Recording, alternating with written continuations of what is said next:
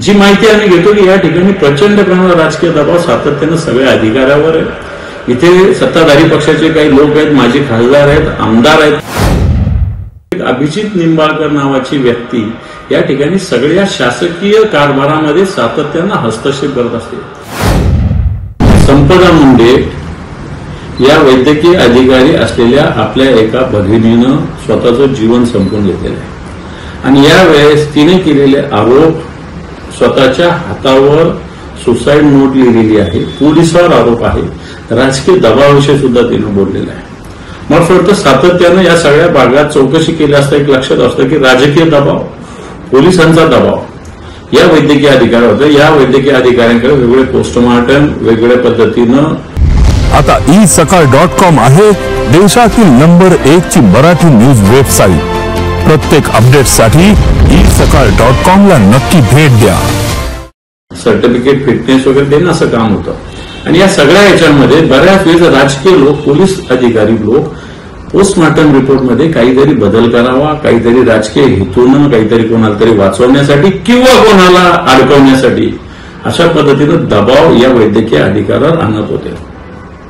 वेगळ्या फिटनेससाठी सुद्धा मग वेगळ्या प्रकरणामध्ये सुद्धा पोलिसांनी दबाव आणल्याचं याच्यातून लक्षात येतं. या सगळ्या याच्यात जर बघितलं तर एक महिला भगिनी डॉक्टर वैद्यकीय अधिकारी ही काही सहज आत्महत्या करेल अशातला भाग नाही. शिकलेली सवरलेली वैद्यकीय अधिकारी एक मजबूत मनाची तर निश्चित असते आणि असं असताना या भगिनीनं अशा पद्धतीने जीवन संपवणं. जी माहिती आम्ही घेतो की या ठिकाणी प्रचंड प्रमाणात राजकीय दबाव सातत्यानं सगळ्या अधिकाऱ्यावर आहे. इथे सत्ताधारी पक्षाचे काही लोक आहेत, माजी खासदार आहेत, आमदार आहेत, कोण सचिन कांबळे नावाचे आमदार आहेत, ही सगळी मंडळी आणि सगळ्यात महत्वाचं एक अभिजित निंबाळकर नावाची व्यक्ती या ठिकाणी सगळ्या शासकीय कारभारामध्ये सातत्यानं हस्तक्षेप करत असते. वेगवेगळ्या विरोधी पक्षाच्या कार्यकर्त्यांना अडकवणं, स्वतःच्या पक्षाच्या कार्यकर्त्याला वाचवणं, अन्याय केल्यावरही त्याला मला असं वाटतं वाचवण्याचा प्रयत्न आणि ज्याच्याकडून खऱ्या अर्थानं या सगळ्याचा राजकीय वापर प्रशासनाचा करून घेतला जातो.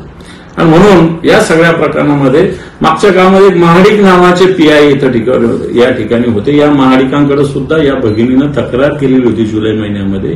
या सगळ्या त्रासाविषयी कल्पना दिली असताना सुद्धा या महाडिकांनी कोणत्याही प्रकारची दखल घेतली नाही. या वैद्यकीय अधिकाऱ्याचा अर्ज कचऱ्याच्या कुंडीत टाकला आणि म्हणून हे महाडिक आता माझ्या माहितीप्रमाणे डीवायएसपी झालेले, नंदुरबारला गेले, यांच्यावर सुद्धा कारवाई करा, यांना हातकड्या घातल्या पाहिजे अशा अधिकाऱ्यांना. सरकार भारतीय जनता पार्टीत असताना, गृहमंत्री देवेंद्रजी चालवत असताना अशा पद्धतीनं पोलीस दल अशा पद्धतीनं काम करत असेल आणि सत्ताधारी पक्षाचे लोक अशा पद्धतीनं, ही माहिती आहे की या ठिकाणी माजी खासदारांच्या पीआयने सुद्धा या सगळ्याच्यामध्ये फोन केलेले आहे.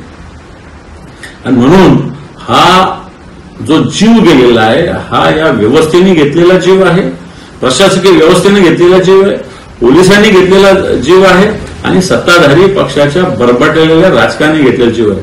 आणि म्हणून या डॉक्टर भगिनीला, संपदा मुंडे नामक या जी वैद्यकीय अधिकारी आहे, हिला न्याय मिळाला पाहिजे, उच्चस्तरीय चौकशी झाली पाहिजे. अधिकारी कोणतेही या जिल्ह्यातले नसावेत, बाहेरच्या जिल्ह्यातले अधिकारी, महिला अधिकारी आणून या प्रकरणाची चौकशी व्हावी आणि संबंधिताला फासावर लटकावं अशा प्रकारची मागणी आम्ही करतो.